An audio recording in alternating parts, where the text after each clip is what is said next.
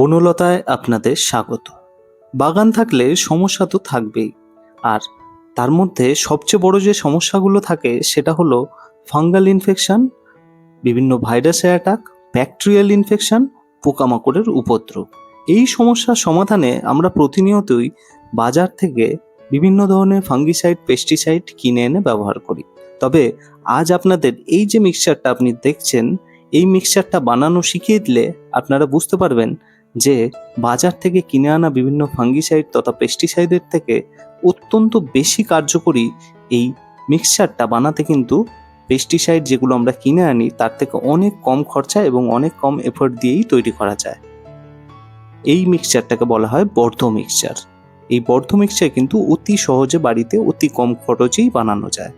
গাছের বিভিন্ন সমস্যা, বিশেষ করে ফাঙ্গাল অ্যাটাক, কাণ্ড পচে যাওয়া, কাণ্ড ফেটে যাওয়া, গামোসিসের সমস্যা, পাতা পোড়ার সমস্যা, বিভিন্ন ভাইরাস জনিত সমস্যা, সব কিছু থেকে কিন্তু গাছকে বাঁচায় এই বর্ধ মিক্সচার। ভিডিওটা শেষ পর্যন্ত দেখুন, আপনারা আশা করি শিখতে পারবেন কিভাবে এটা বানাতে হয়। প্রথমে যে জিনিসটা নিতে হবে সেটা হলো কপার সালফেট।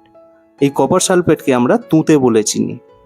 তার সঙ্গে সম পরিমাণে আপনাদের নিতে হবে চুন, কলি চুন বা ক্যালসিয়াম কার্বনেট। এই দুটো কিন্তু আপনারা ওজনের হিসেবে সম পরিমাণে নেবেন। এর সঙ্গে তৃতীয় এবং শেষ যে জিনিসটি ব্যবহার করতে হবে সেটি হলো জল। জল কতটা ব্যবহার করব? যদি পেস্টের জন্য অর্থাৎ গাছের গোড়ায় কোটিং দেওয়ার জন্য আমরা ব্যবহার করি, সেক্ষেত্রে যতটা পরিমাণে আমরা তুঁতে নেব, যতটা পরিমাণে আমরা ক্যালসিয়াম কার্বনেট মানে কলিচুন নেব, ঠিক তার 2.5 গুণ পরিমাণ আমরা প্রত্যেকটাতে জল দেবো। তুঁতে নিয়েছি আমরা যতটা, তার 2.5 গুণ পরিমাণে আমরা জল দিচ্ছি। ঠিক একই পরিমাণে জল দেবো আমরা কলিচুনটাতে। তবে এক্ষেত্রে একটা জিনিস খেয়াল রাখবেন, যে ভুলটা আমি করেছি সেটা আপনারা করবেন না। সেটা হলো কলিচুনটা যেটা নেবেন সেটা অবশ্যই যেন একদম পিওর হয়, অর্থাৎ যেন কোনো পাথর টাথর না থাকে, সেটা দেখে নেবেন। আর যে তুঁতেটা আপনারা ব্যবহার করবেন সেটা যেন গুঁড়ো অবস্থায় আগে থেকেই থাকে, সেটা আপনাদের দেখে নিতে হবে। এইভাবে যদি আপনারা গুঁড়ো অবস্থায় দুটো জিনিস এবং একদম পিওর না কেনেন, মিক্সচারটা রেডি হতে কিন্তু একটু সমস্যা হবে এবং ব্যবহারের সময় সেটা আপনারা আমার মতো বুঝতে পারবেন।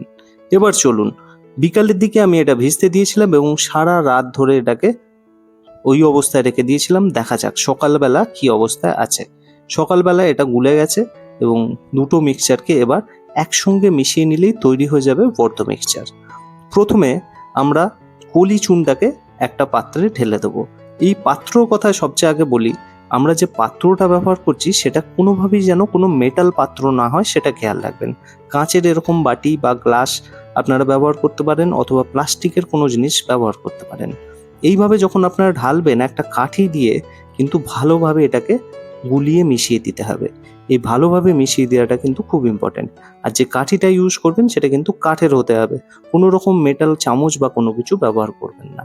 সেক্ষেত্রে মেটাল জিনিস যদি আমরা ব্যবহার করি, মেটাল কিন্তু কপার সালফেটের সঙ্গে কিন্তু অনেকটাই রিয়্যাক্ট করে, সেক্ষেত্রে এর গুণাগুণ কিন্তু নষ্ট হয়ে যেতে পারে বা অন্য সমস্যা হতে পারে। আমি এক্ষেত্রে যে পেস্টটা বানাচ্ছি এটা কিন্তু গাছের কাণ্ডে কোটিং দেওয়ার জন্য।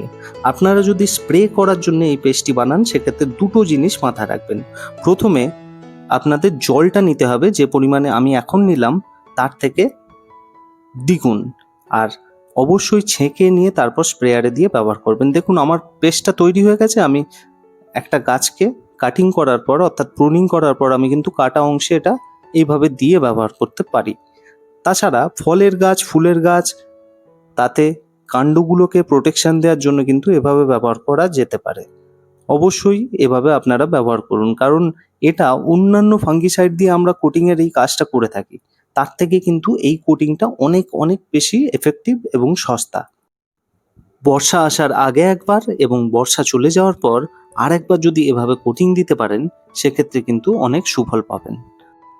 এই বর্ধ মিক্সচার ব্যবহারের ক্ষেত্রে কিছু সাবধানতা অবলম্বন করতে হয়। যেমন এই বর্ধ মিক্সচারে ইউজ করা কপার সালফেট মানে তুঁতেটা প্রচণ্ড পরিমাণে বিষাক্ত, তাই সাবধানে ব্যবহার করবেন। কোনো ধরনের মেটাল জিনিস ইউজ করা যাবে না, সেটা আগেই বলেছি।